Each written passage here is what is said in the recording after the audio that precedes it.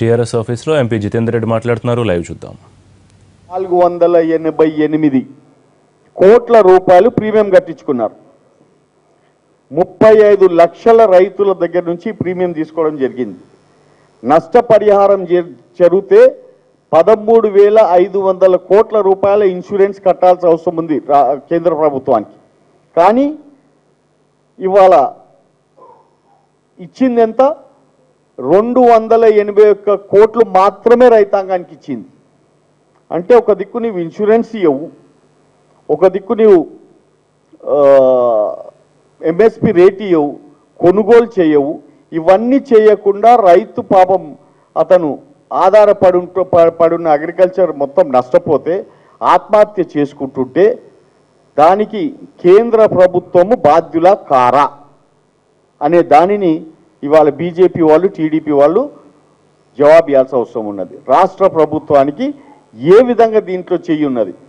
రాష్ట్ర ప్రభుత్వం అన్ని విధాలుగా ప్రయత్నాలు చేస్తూ వాళ్లకు సబ్సిడీ విత్తనాలు ఇస్తున్నది, సమయానికి ఎక్కడెక్కడైతే ఇరిగేషన్ నీళ్లు ఉన్నాయో ఇరిగేషన్ నీళ్లు ఇస్తున్నది, లోన్లు వాళ్ళు ఉన్న బాధల్లో ఉంటే లోన్ మాఫీ కూడా చేస్తున్నది.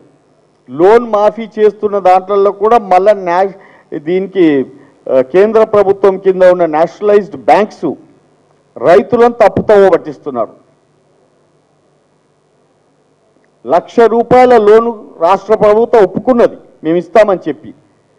ఇస్తాము, మీరు ఆ బుక్కులు వాపస్ వాళ్ళకి ఇవ్వండి అని చెప్పి ఫామ్ ఎఫ్ మీద వాళ్ళ దగ్గర సైన్ తీసుకొని వాళ్ళందరూ కూడా మేము బాధ్యులం, రాష్ట్ర ప్రభుత్వం బాధ్యులము, రైతులు బాధ్యులు కారు అని చెప్పినా కానీ నేషనలైజ్డ్ బ్యాంక్స్, మళ్ళీ కేంద్ర ప్రభుత్వం కింద ఉన్న నేషనలైజ్డ్ బ్యాంక్స్ వాళ్ళు వీళ్ళ దగ్గర వడ్డీలు వసూలు చేస్తున్నారు. 2 విడతలు వాళ్ళకి ఆల్రెడీ పైసలు వచ్చేసాయి. తర్వాత 2 విడతల పైసలు రాష్ట్రం అప్పున్నా కానీ ఇంకా వాళ్ళ పాస్బుక్స్ కూడా వాళ్ళకి వాపస్ ఇవ్వట్లేదు. అంటే అన్ని రకాలుగా రైతాంగాన్ని ఇబ్బంది పాలు పెడుతున్న కేంద్ర ప్రభుత్వము బీజేపీ అధికారంలో ఉండి వాళ్ళకు మద్దతుగా టీడీపీ ఉంటూ ఏ విధంగా ఇవాళ ఈడ ఉన్న టీఆర్ఎస్ ప్రభుత్వాన్ని బద్నాం చేస్తున్నారని చెప్పి నేను అడగదలుచుకున్నాను.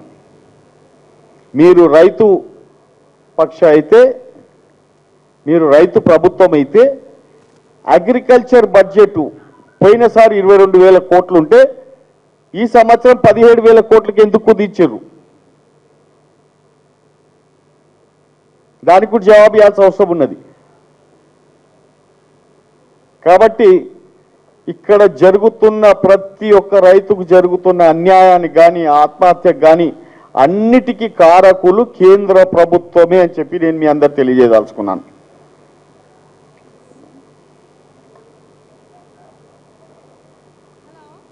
ఓకే.